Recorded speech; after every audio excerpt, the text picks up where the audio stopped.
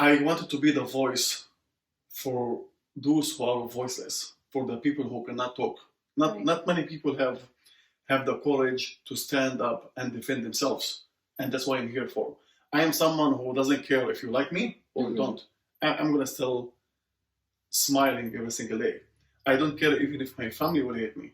I don't care to be accepted by others. Right. Okay, I think that's one of the things I truly love about myself.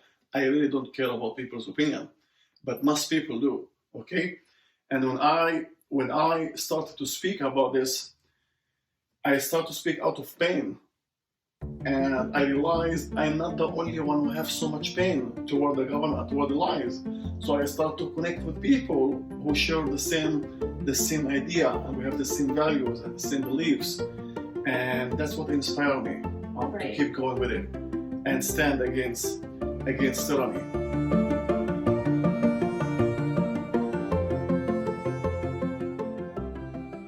Hey everyone, welcome to Immigrants of Canada, a show that shares immigrant stories of hope, struggle, victory, and everything in between. I'm your host, Suzette Smith, and today I'm chatting with my new friend, Jeckov Kanani. Well, Jeckov, welcome to Immigrants of Canada. Thanks for being here today. It's my pleasure. It's honestly a pleasure to have you on the show.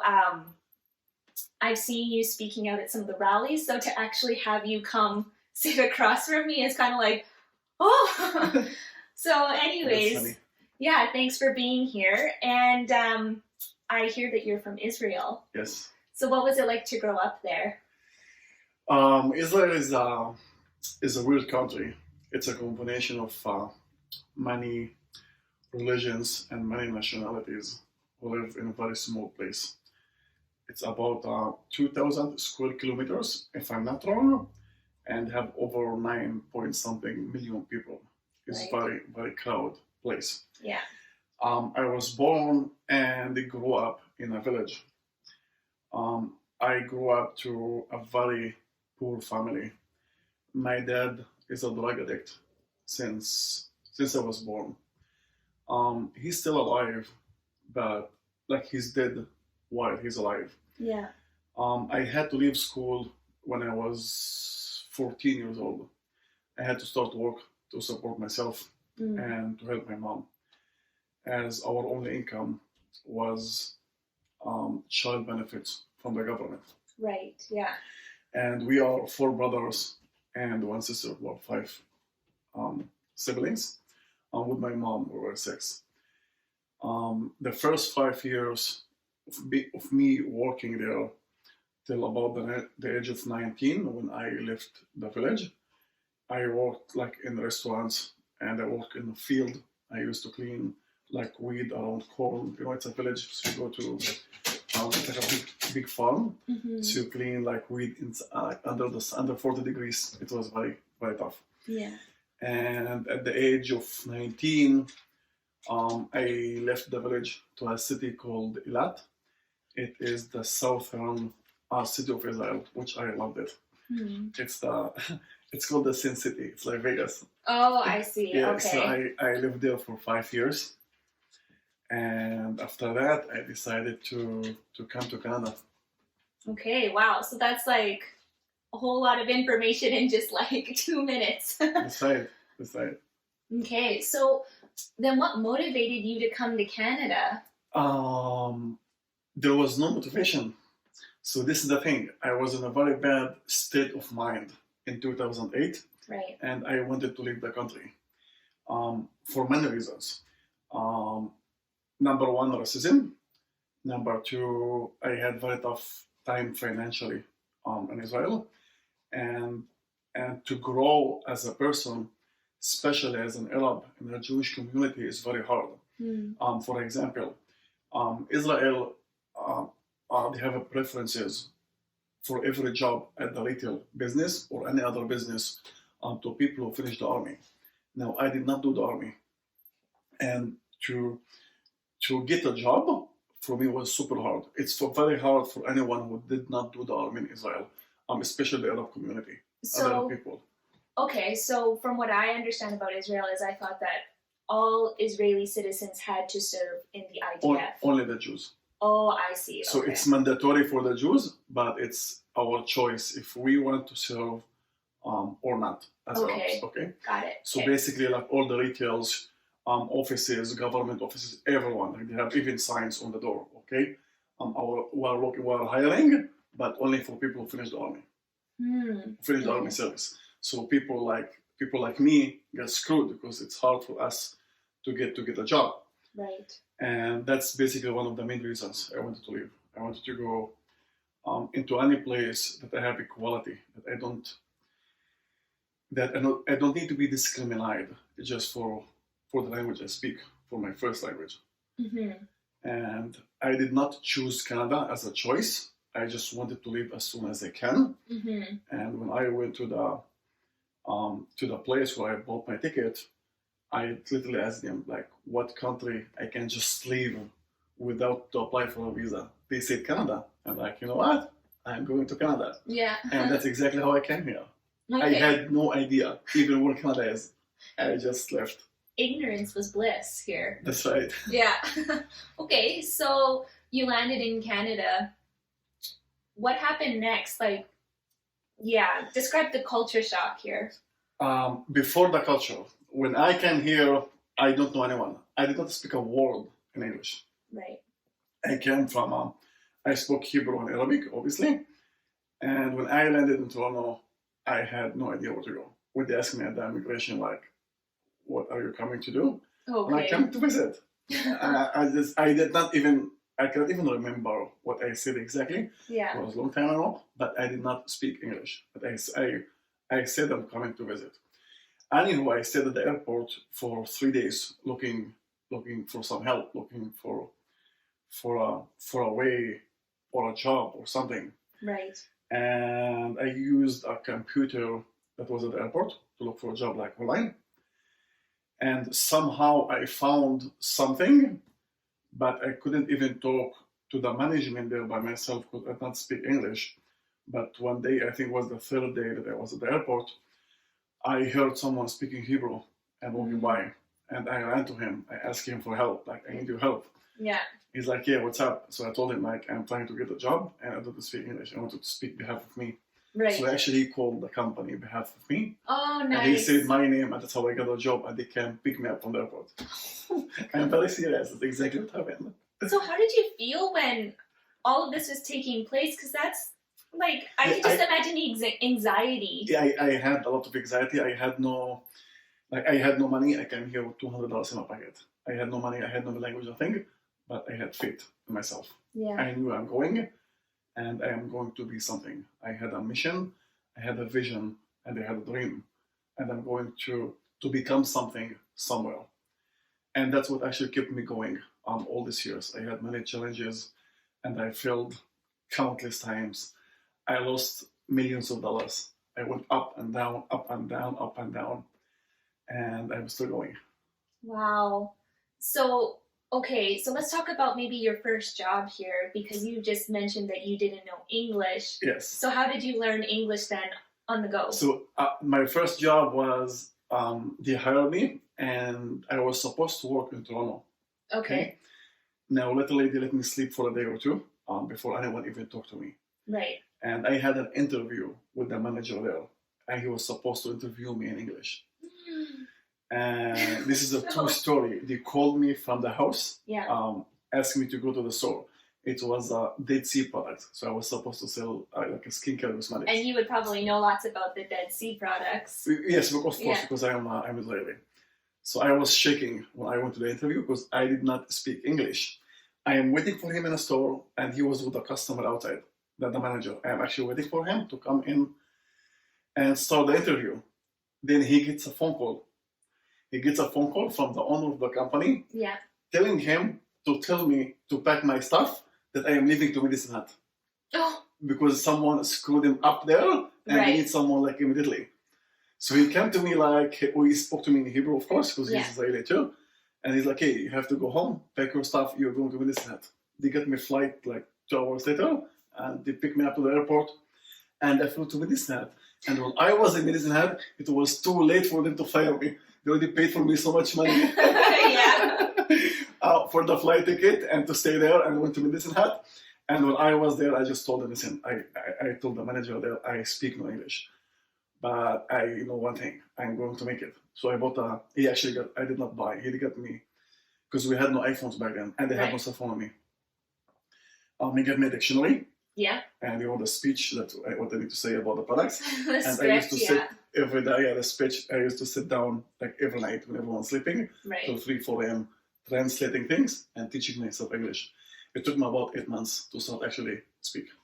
Wow. How did you get the pronunciation then? Like it was just... The group of people I was with, they helped me to pronounce. I knew the letters. I knew how to write and read because I learned in school, but I do not speak.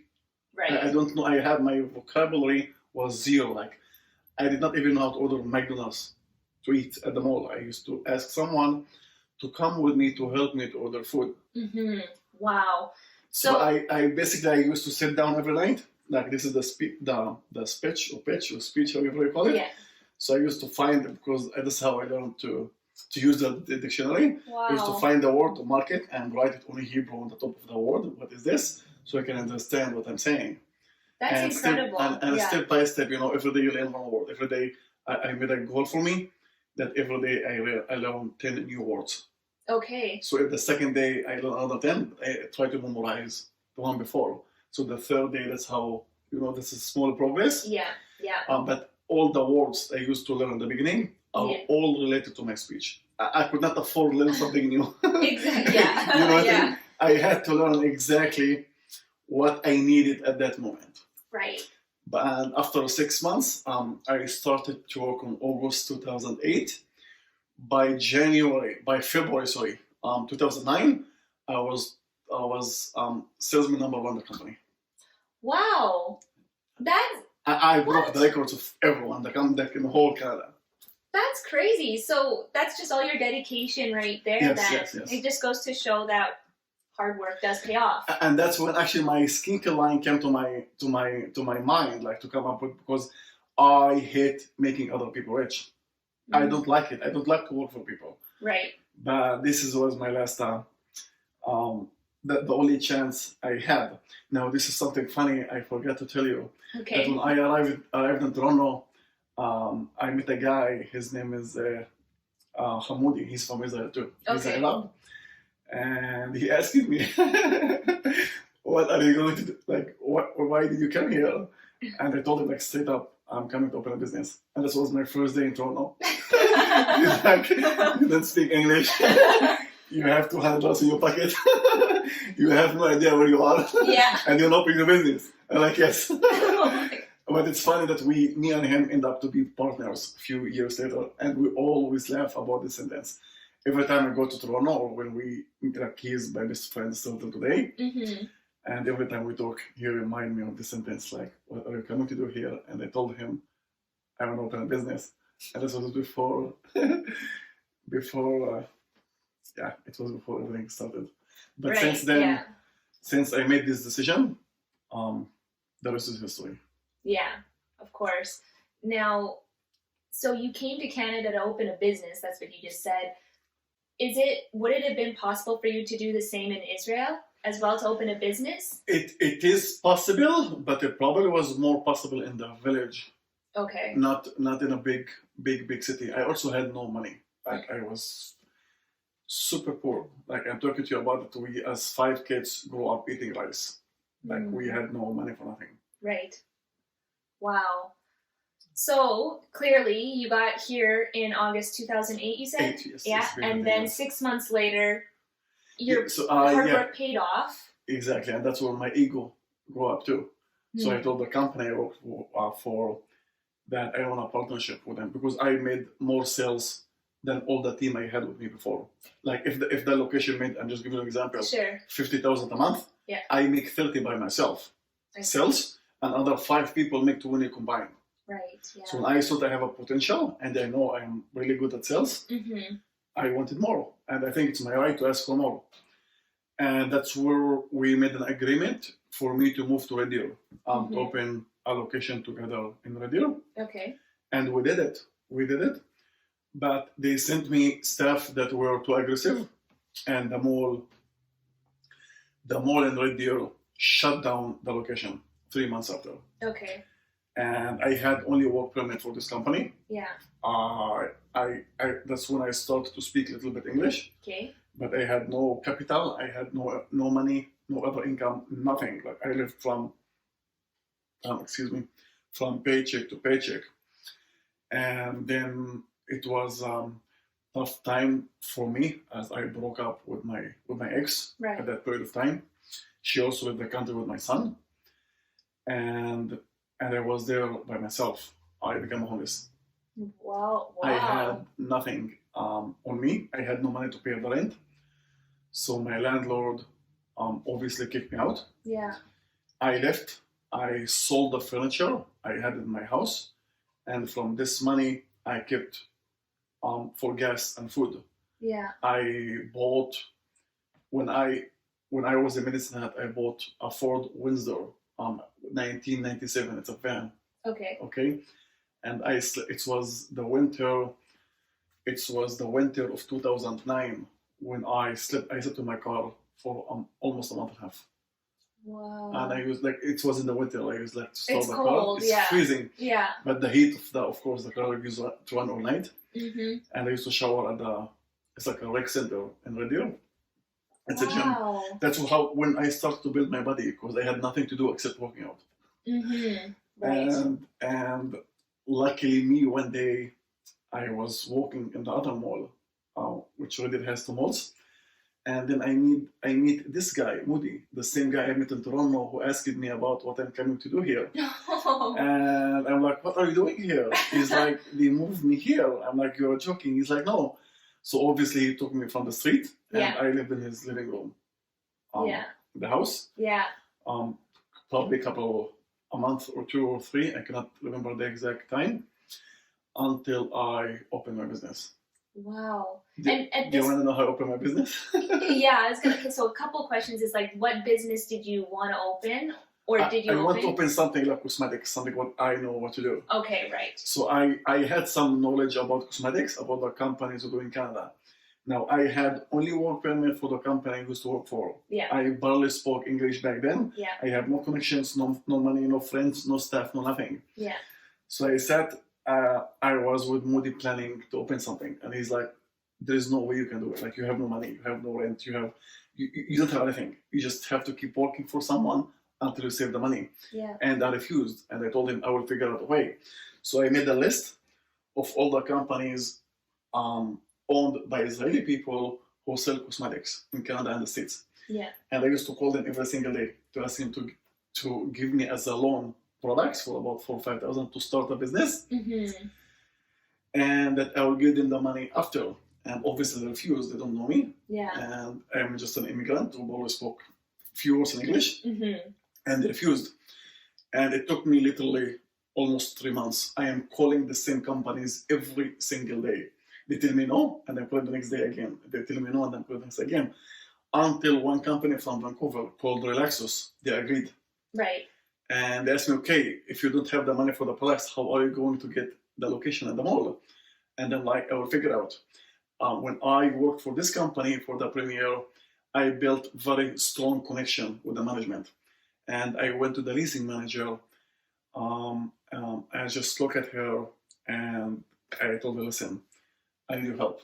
I don't have a penny to pay you as a deposit, okay? Yeah. It was also like very cheap back then. Today it's almost 15,000. Mm-hmm. Back then it was about 2,000 or 3,000 to rent a space. Her name is Susan. I will never ever forget her name. She's like, Jeckov, you know what? I'm going to give you an opportunity. But if you mess up with the payment, I'm going to lose my job.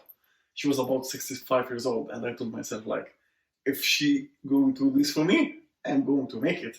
I worked 12 hours every day. Wow. Every day Yeah. by myself to make it work. I Yeah. paid the she agreed to give me space, Yeah. and this company agreed to give me products. And that's how I made the combination of both. And then I built the first one. Then I started to hire people. Then all the people I have asked for help that I used to work with them in Medicine Hat refused to help me in the beginning with money and stuff. Mm-hmm. But then I hired them to come work for me. Wow. So I brought all the people from Medicine Hat to Red Deer, Yeah. and I opened another location and another location. Then I opened it for big money. Then I opened in Calgary, and that's how I started to expand. Wow. That's amazing, honestly. That is like what you would see in a movie, almost. In the first 6 months, we generated 1.2 million. Wow. That's crazy. So, did you ever imagine doing that when you first came to Canada? Not even my dreams. I know I'm going to be successful. I knew I am going to do something big, but I had no idea we are going to reach that number so quick. Well, yeah. Because I was good at sales, and I hired like the best people to work for me. And because we had very strong connection together, and we had so much trust between each other, they brought their friends too. So I applied for work permits for their friends as well from Israel, and they came. And by 2010, we generated over 2 million, over 2.5 million. Wow. That's so quick. Like, I'm just kind of blown away by these numbers just because it's so hard to start a business to begin with. Yes, when I tell people, don't believe me. I actually wrote a book. I have a book that I wrote about my life. Okay. It's called The Sound of the Future. And I wrote everything there. Like, people don't, but this is reality. This is exactly what happened.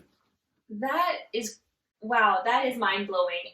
You know, I also want to ask here the emotions that you might have felt during this difficult period, because I can understand, speaking to other immigrants, that immigrant life it's difficult. 100%. Like you're literally uprooting your life from one place and coming to another. So that's already difficult, but yet you're starting a business, and that's your sole goal here, was to start a business. 100%. You had, like you said, no family, no English under your belt, hardly any money. So what were some of the emotions that you felt during this 2-year time period from when you first landed in Canada? In the beginning is what was very, very, very, very tough. I came to the point where I almost lost hope in myself, because I had to work 12 hours a day. Yeah. A day. We started 9 in the morning till 9 in the evening. Yeah. When you stand on your feet 9 hours a day, you go home, you are exhausted. You die, you want to sleep. Everyone by 11 used to be snoring beside me. We lived 13 people in the same house, okay? We literally had a big living room like this in the basement, and we had like 6 men sleeping beside each other on mattresses. That's how they treated us when they came as immigrants. But everyone is sleeping, and I had like a little light beside me because I had to study. They know English. I don't. Right. They can wake up in the morning and go make money. But if I don't wake up in the morning and make money, I cannot feed my son. Like, I woke up, when I came here, I came by myself. But I had a son with my ex in Israel, and I had to send him money every month to feed them. So I always told myself, I'm either going to feed my son, or I'm going to feed my excuses, and I'm going to feed my son. Yeah. And this is what actually motivated me to keep going forward and keep pushing. And I made it. Like, in the beginning, I did not make a lot of money even to live. I I used to smoke back then. So I used to ask my friend for cigarettes. Obviously, I give the money back, or food or anything. And this was the hardest part, is to learn English. And when I learned English, it's like, if it's related to the business itself, also, like, my ex did not have a driver license. I had also to drive her everywhere. And to have a family, and because I brought her here in 2009, and to have a family and to manage a business, it was for me very tough in the beginning, because I had to manage everything all by myself. Yeah. And to deal with everything at the house, because she did not speak English as well. Right. So that was me. I was the middleman for the business and for the family as well. Mm-hmm. But regard challenges, business-wise, it's something I love. I love challenges. Like, give me a problem, I will die to solve it. Like, I am here for it, Yeah. That's why I don't consider these challenges as challenges. I just see them as how I can explain this. I see them as something I love to solve. Right. Yeah. Yeah. Wow. Okay. So, you went through this whole period. Things are starting to flourish. Yes, things started to flourish until I had a fantastic life. Between 2009 to 2016, Okay. I was like on the top of the world. Right. I had I had a passive income with a business that used to make me profit at least $15,000 a month. We used to generate a lot of income. Yeah.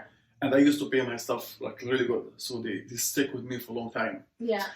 Up until the fire and Public Money. That's when my first business crash happened then. Okay. When the fire started, because most of my location, I started in Red Deer, but when I opened in Public Money, we made like 3 times more money than Red Deer. So I focused my whole focus in Public Money. And I had a business there till 2016 for 6 years. Since 2010 to 2016. Okay. And when the fire started, they evacuated over 10,000 people from Public Money. Yeah. And they shut down the malls and everything. Yeah. And but I was too stubborn. I could have shut down also in the beginning and did not lose that much money. Yeah. But I was so stubborn, I kept 3 locations open. Okay. Paying rent for 3 locations, it's at least $15,000, $16,000 a month. But accept the houses, accept the cars, accept Red Deer, and accept Public Money. It was a lot of expenses to lose every month. Yeah. And by the end of the year, I lost almost everything I had. Okay. It's for rent because you pay so much rent and storage and for the staff. Yeah. And it was also that period of time. I got hit from both sides. So my business base was for the workers. Right. And all of them Israeli. Yeah. But when there's a conflict in Israel between the Jews and the Arabs, it's very hard for me to hire people. Right. And everything happened both at once. It was the fire there, and I couldn't bring foreign workers anymore. Yeah. So I started to hire, local people, because it's actually way cheaper for us to hire local people, but they don't want to work. So you pay people money to sell, but you go to check them out or to check out on them during the day, and they're drinking booze or eating or just outside or just left home, and there is no one at the store. Right. And it was super tough for me to manage 1, 2, 3, 4, 5, 6, 7 locations by myself, because when people don't make money, they also leave. When your staff don't make, when the fire started in Public Money, a lot of my staff left because they don't make money anymore. Yeah. So they left back home, or they left to a different company, or simply left somewhere else. Yeah. And that's how my business started to crash. That's when it crashed, 2016, the first time. And I actually went bankruptcy back then. Wow. Yeah, it was very, very strong debt. Like it does not go slow. It just crashed once. Like in a few months, boom, everything's gone. And I was I think 2 years in a very deep depression. It took me 2 years, like to actually analyze everything and get over it, and just tell myself, you know what, you can try again. And I started another business. So I started to do trade shows. I used to travel all over Canada and do the same thing. And then I partnered up with 2 business partners. Like after 2 years, it took me another 2 years to build myself back up again. I did not go to the same level I was before, but I was in a very, very good business establishment after these 2 years. Right. And then COVID crashed everything again.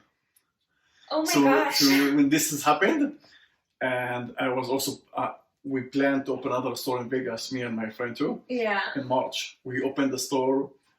It's funny. We opened the store on March 11, and they shut down everything March 17. Oh my gosh. So we had, because everything happened so quick when everything started with the COVID. Right. When all the media shows you all the people in China falling on the street and dying, I don't even believe it. Like I don't even think gonna reach us here. Yeah, you don't think it's gonna affect you. And we booked for trade shows all Western Canada. We paid in full to everyone, and we bought a stock like for tens of thousands of dollars. We have a stock. We rented like hotels, and we hired people and everything ready. Yeah. And they shut down everything. No, I did not believe it when my partner told me like there's no more shows. I'm like, listen. You're like, no, we can't. No, it's impossible to me.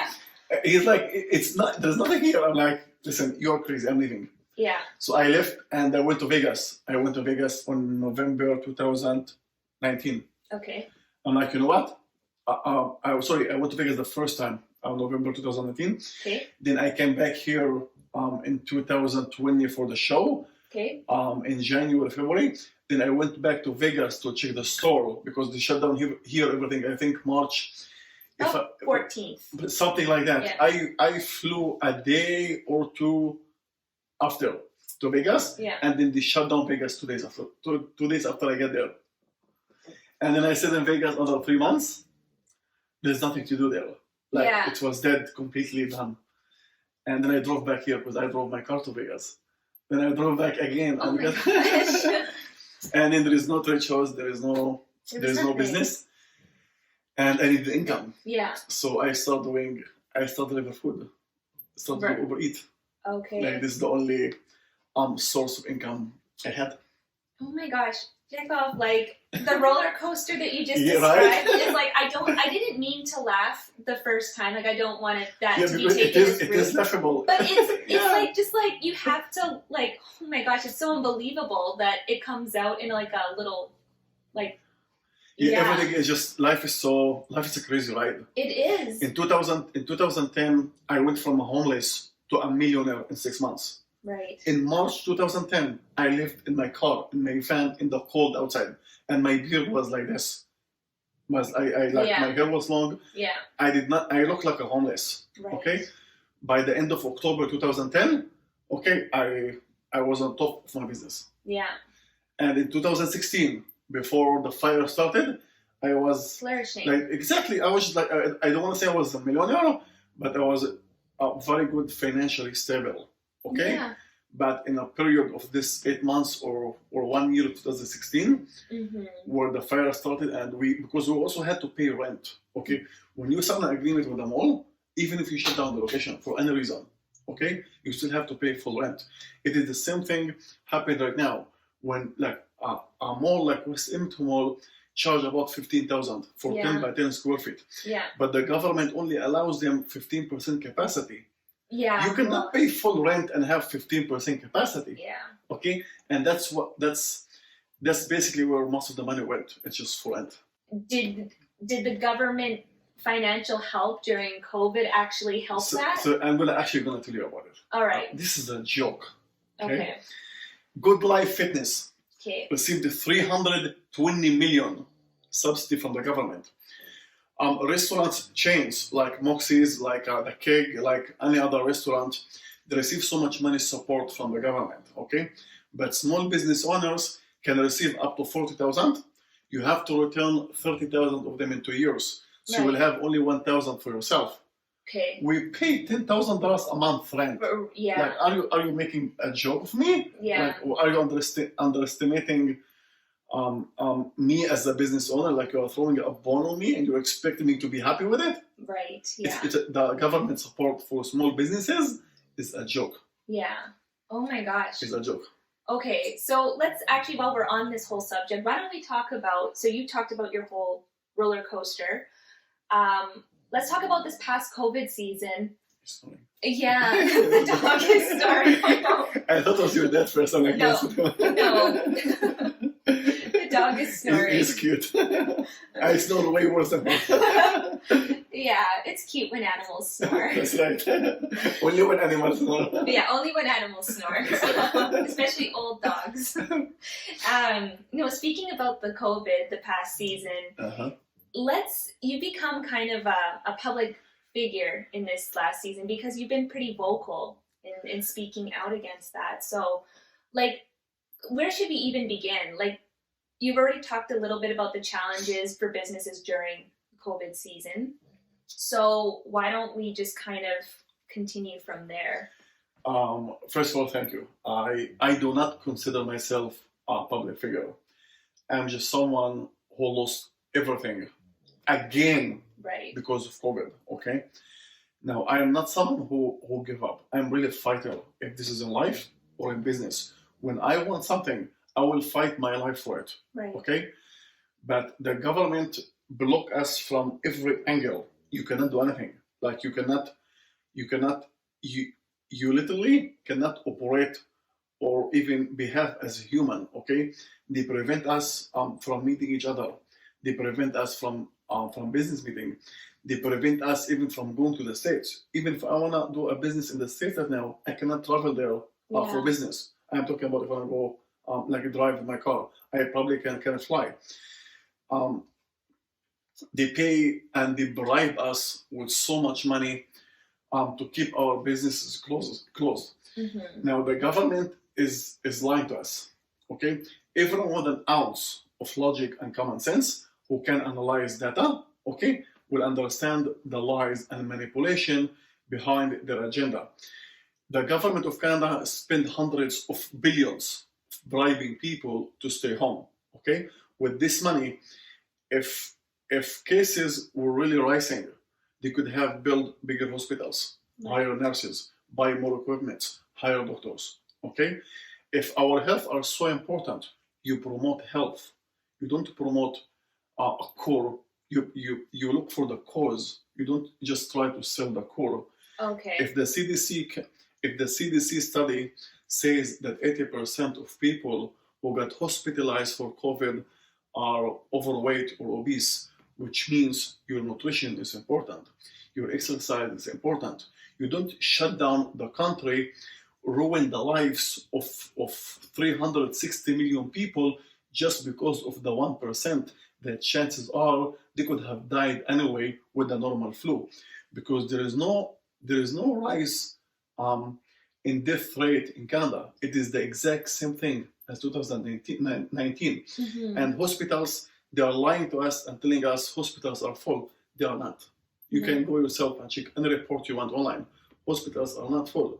They are taking people liberties and ruining people's life for the illusion of safety. Okay, Mm-hmm. I know people who got sued for over $1 million because they cannot pay their gym rent anymore. I know a lady with her daughter is super sick. She cannot have treatment for her daughter because the hospital tell her or the doctor tell her we are closed because of COVID. I'm not against COVID. I am against the way we are treating people. Right. I am not against the government. I am against policies that are against humanity. Right. I am not against people who want to wear a mask, but I am against ignorance. Okay? You want to wear a mask, wear a mask. You want to take the vaccine, take the vaccine. Don't try to force me to do what you want. Okay? Yeah. I believe in freedom of choice, and that's my body. You don't tell me what to inject inside my body for the illusion of your own safety. I'm not going to reduce my oxygen intake just because you are full of fear. Right. Okay? Yeah. And you know, if you believed the first lockdown, I would understand. Yeah. But realizing all the lies of the government and Dr. Fauci and the media kept lying and lying and lying again and again and again. Yeah. And there is so many evidence and data to show that they are lying, and come and tell us you have to keep shutting down your business. Like, you are not going to feed me. Right. You're not going to feed my family. You're not going to pay my debts. Who are you to tell me to shut down my business? Right. And when I came to the point where I wanted to be the voice for those who are voiceless, for the people who cannot talk. Not many people have the courage to stand up and defend themselves. And that's what I'm here for. I am someone who doesn't care if you like me or you don't. I'm going to still smiling every single day. I don't care even if my family will hate me. I don't care to be accepted by others. Right. Okay? I think that's one of the things I truly love about myself. I really don't care about people's opinion, but most people do. Okay? And when I started to speak about this, I started to speak out of pain. And I realized I'm not the only one who has so much pain toward the government, toward the lies. So I start to connect with people who share the same idea, and we have the same values and the same beliefs. And that's what inspired me to keep going with it and stand against tyranny. As Albert Einstein once said, the world will not be destroyed by those who do evil, but by those who watch them and do nothing. Bystanders, yeah. So do you think then one of the reasons behind why you decided to kind of become a voice is maybe because of your humble beginnings here in Canada? Like, you literally came 100%. here with... Like, I truly love this country. Yeah. Like, when this country gave me rights, gave me freedom, gave me business opportunities, and I am I can say I am surrounded by amazing people. I really have to like people who truly love me around me, and things like this you don't really find everywhere. So to see the country, I always highly spoke of Canada. Always, no matter where I went, always. Yeah. So you see, people also criticize me like, if you don't like Canada, go back home. I'm like, you people are stupid, because when you love something, you take care of it. Of course. You want it to grow. You Yeah. want it to be better. You want it to improve. Yeah. And I'm fighting because I feel pain toward a country that's becoming a communist country, because I can see the signs. Right. When I can see the signs of history repeating itself. Yeah. And sometimes I wish I was lack of the ability of critical thinking, but when you have this ability, you see things that most people don't. Yeah. Okay, and you start to speak your mind out, you get a lot of criticism, because most people don't see simply what you see, and then you tell yourself, you can't blink an eye. Okay, but I can see it. I can see it happening, and every day passes by, they just prove me to be right again and again and again. So, okay, let's backtrack just a little bit. I wanted to ask a question. What qualities did you see in Canada? Like, what do you love about this country specifically? Like, when you first came here, what was like something you loved? Canada is full of opportunities. Okay. Full of opportunities. Like there are many business ideas that you can do in Canada. Not only opportunities. Canada is a very big country. There are so much resources here, Yeah. and there's only 36 million people live here. Right. And you know what? This probably sounds bad, but if you look at it from an entrepreneur point of view, Mm-hmm. people like me take advantage of people who are born here. Right. Not in a bad way, but if you are born here and you don't see business idea, I can see them. Yeah. Okay, so for entrepreneurs from all over the world who come here and open a business and they are successful at it, like I salute them. Yeah. Okay, because there's so much opportunities. Like Right. this is the land of business. Canada and the US, Yeah. it is the land of doing business. Okay. Also, people who were born here or people who have been here for years have so much money to spend, and they don't have many places to spend their money at. Okay. Interesting. Yeah. So, okay, and now coming back, it's because you understand and realize all this stuff that it makes you so sad, because it's almost like the vast majority of the population is taking this for granted. Exactly. So this is the thing. It's funny to say this, but most people who are born here, even most people I know, even my friends, they will do anything to avoid conflict. They will avoid necessary and important conversations, for the sake of not creating a conflict or an argument. They will go with the flow. Right. They will lie to themselves. They will lie to others. They are fake in front of themselves, in front of me, in front of you, and in front of everyone else. They will do anything.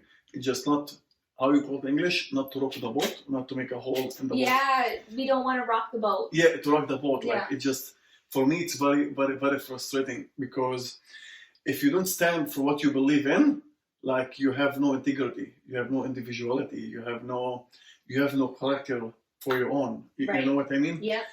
And to tell you that most people don't see the signs of communism, I would lie. They see it. They just don't have the courage to talk about it. Yeah, it's like burying your head in the sand. And, Yes, like exactly. Like, Yeah. I don't think that people can be that stupid not to see the signs. Like, I don't believe that the humans that actually alive today have this level of ignorance not to see the manipulation and lies behind the government.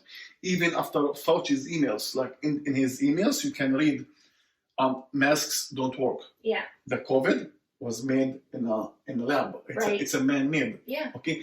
If you still see this and you still believe the government, then I don't know what to tell you. Like, I don't know what other evidence. Yeah. I don't know what other evidence could convince you that it's a game. Right. It's a pandemic, not a pandemic. Yeah. There is no pandemic. Like, it doesn't exist. Yeah. Well, and I have to even say when the pandemic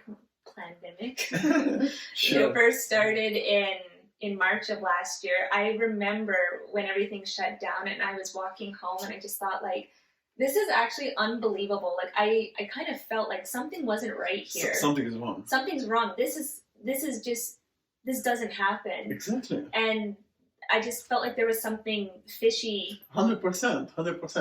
Because if there was a pandemic, you would see ambulances running everywhere. People are running to the hospitals. You will see people screaming outside, people asking for help.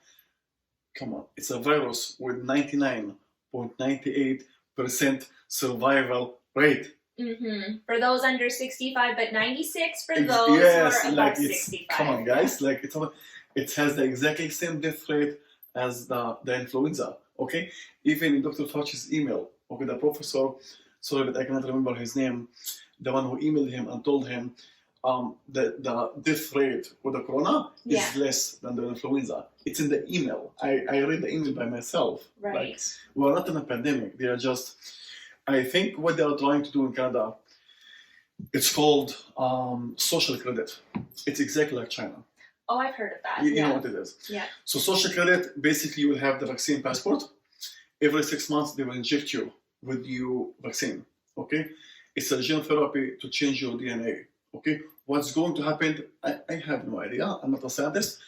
Even they don't know. Okay, because it's an experimental shot. We didn't pass 20 years since we started to inject people. So we don't know how many months, how many weeks was it? Like, it was probably took like a matter of weeks for it to just kind of, it felt like it just came out so quickly. Yeah, exactly. Like we don't we have some diseases that been exist for tens of years, but we don't have a vaccine for it. And suddenly you come up with a magic formula that an Israeli study found, by the way. I can send you the link, that vaccinated people have 700% chance to catch the COVID variant. Right. 700%. Wow. Okay? Now this is something it's just really funny.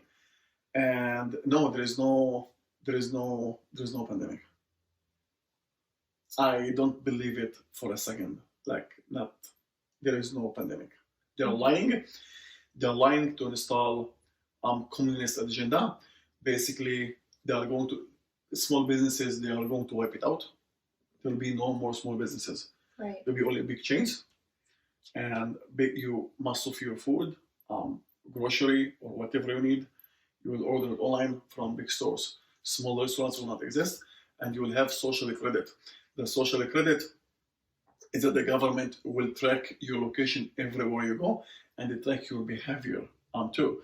So if you become, the more obedient you are, the higher your social credit is. The less obedient you are, the less your social credit is. Yeah. And and people with low social credit, they cannot find a job, they cannot fly, they cannot buy a flight ticket. The government will restrict you. They want to make you a slave to them. Right. That's a lot of information. You can YouTube social Chinese social credit. There's so many videos about it. Oh, so actually see how it works. Yes. Yeah, I've seen a video on it. It is kind of scary, and to think that that's actually happening, or it could happen in Canada, or if that's what's coming down the pipeline, it's just like kind of, I don't know. It's kind of, I don't even know what to think. It's unbelievable. Like, to think that the country that, I grew up in is kind of heading down this path. Right. It's scary. It's unbelievable, and I agree with you. I do agree with you. It's time for a lot of people to wake up. 100%. I'm actually gonna say something to all Canadians. Sure. We have no more time to waste. Like, the time to take back the country from the hands of criminals. And when I say criminals, I'm talking about all the people who are involved in the lies. Do you know they are lying to us? They are not stupid. Yeah. Okay, people keep posting on social media, our government is stupid. No, they're not. They're playing you. Okay? And most people believe the lies. Like, we have no more time to waste. If we don't stand up right now, we're going to say goodbye to freedom. Like, I am someone who believes that everything you have in your life is what you deserve to have, because your life is a reflection of who you are. So like, don't cry over things if you don't fight for them. Like, don't cry over your freedom once it's gone. Okay, because once the government take away your rights, they will never bring it back. It's never happened ever in history. Once they take away the right, they are simply gone. Right. The tactic they're using, it's called the frog syndrome tactic. Okay. So if you take a frog and you put it in a boiling water, oh yes, chances are it will jump out and run for life. Yeah. But if you put the frog in a tepid water, which is then slowly brought to boil, yeah, the frog will not perceive the danger and it will be cooked to death. Yeah. And that's exactly why the government come to you every few weeks to change the rules, so you don't feel overwhelmed. And that's exactly how they will take away all of your rights, one right at a time. So if the government came to us in March last year and said, hey, we are going to shut down the country for a year. You are going to shut down your business. We are going to prevent you from going to work, travel, see your family, getting married.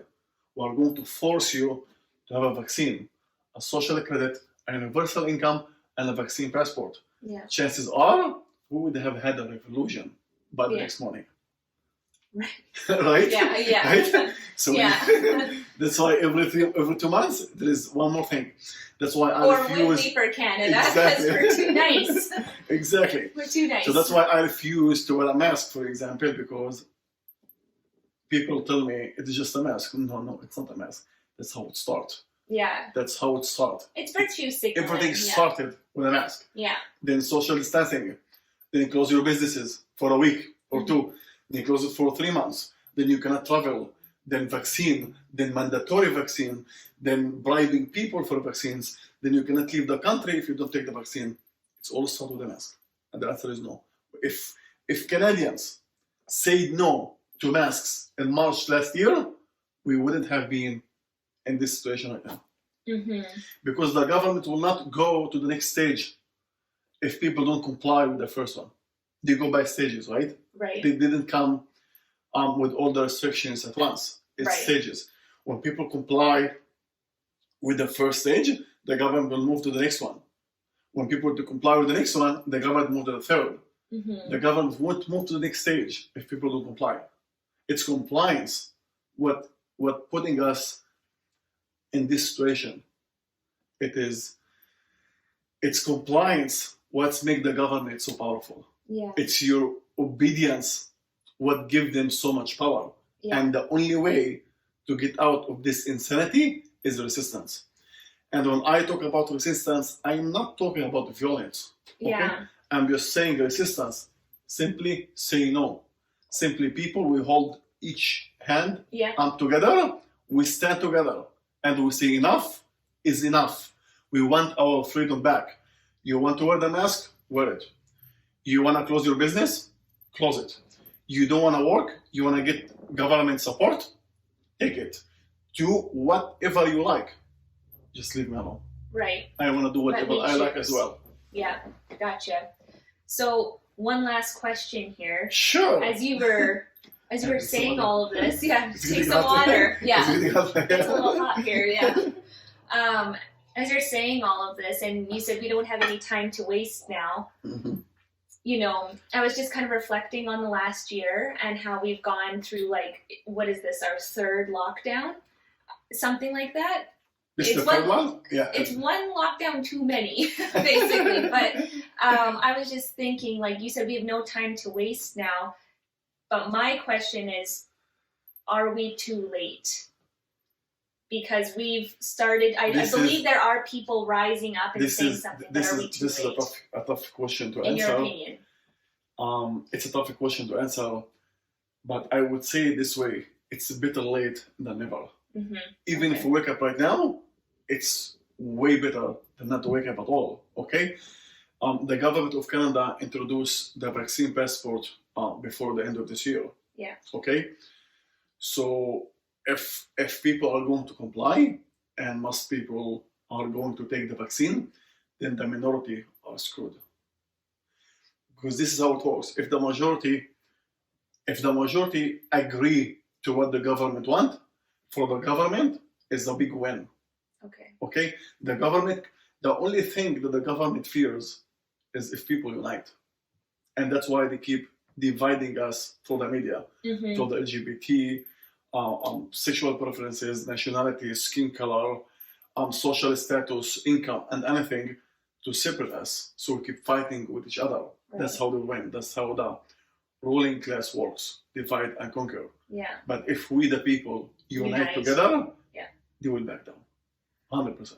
And what you're saying kind of goes in line with what Pastor Arthur Pawlowski said. I interviewed him a few months ago. Oh, wow. Yeah. I interviewed him, and his story is incredible. He said Poland was the people united, and they were able to This is the only way to take back everything. But also, like from reading history, like if you ask me right now, if you were alive in Nazi Germany, would you have comply with the Nazi or not? You will know exactly today. You know what I mean? Right. Because what they are doing, they are becoming Gestapo. They are becoming Nazi to the people. Okay, shutting down the church. Come on, guys. I know that's Guys, if Costco can have 1,000 people inside, the church can have services. Right. Okay, if Home Depot and Walmart can have businesses, small restaurants can open. Yeah. If you pack 200 people inside the plane that works on circulated air, we can hug each other and walk to the restaurants together. Nothing will happen. Okay? If it's, you see, this is about it's privileges. Yeah. You know, when you are a big business, you are over the law. You are above the law. When you are a small business, you cannot do anything. And that's exactly why Costco, Home Depot, Walmart, and airlines can do whatever they please. Okay? Because they hire so many people and they control the government.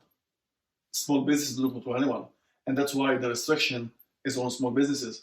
That's why Alberta Health Services go and check only small businesses.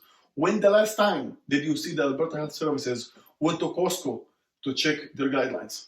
Oh, I haven't heard of any. You see? Yeah. When did you see the restaurants? What are you going to clean in the restaurants? It's just the table. The table, that's it. And chairs. Like if me and you sitting in a restaurant, that's all they have to sanitize. Imagine a clothing store. If I go into a clothing, do you know how many clothes I touch with my hand every day? Right. Who need to do more work? You understand what I mean? The hypocrisy of the government? Yeah. It doesn't make sense. It doesn't make sense, no. So the message of all of this is, it's better late than never. It's better late than ever. Yes, to all the Canadians. We really, really, really have one of the most amazing and beautiful countries in the world. Yeah. Let's keep it this way. That's my message to everyone. Hey everyone, thanks for tuning in to this episode. If you enjoyed listening to this conversation, please give this video a thumbs up and consider following this channel. Immigrants of Canada is a show that is financially supported by amazing people like you. If you feel led to contribute financially, please visit www.immigrantofcanada.com/donate, or for $5 a month, you can support the show on Patreon. I'll just leave the links in the description box below. That's it, that's all. Thanks, and we'll see you in the next episode.